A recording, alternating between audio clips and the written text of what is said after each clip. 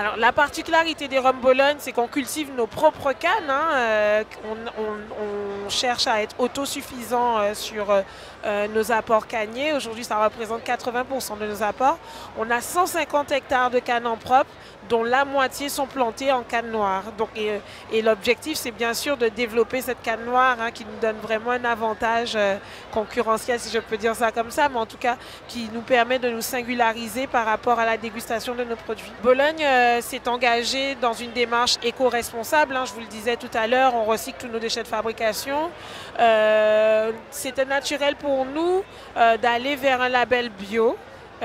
Aujourd'hui, on a une parcelle de 7 hectares qui est en cours de conversion bio et qui devrait avoir le label incessamment sous peu. On l'attend avec impatience.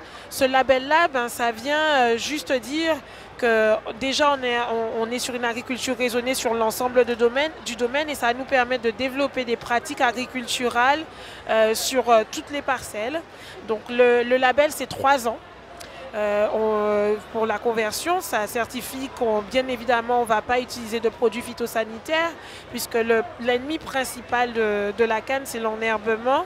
Et sur ces parcelles, à l'ensemble du domaine, on ne va pas utiliser de produits phytosanitaires et le désherbage va se faire de manière mécanique. En plus, sur cette parcelle, on va avoir des rendements qui sont moins importants, certes, mais on va avoir en termes de sucrosité des cannes qui vont être beaucoup plus riches. Et c'est sûr que ça va être des rhums qui vont être beaucoup plus rares et peut-être beaucoup plus chers. Voilà. Alors, il est un peu tôt pour le dire. Maintenant, c'est surtout, on est sur la fin du processus de labellisation. Et bien sûr, à Cannes Bio, probablement un rhum bio prochainement. Voilà.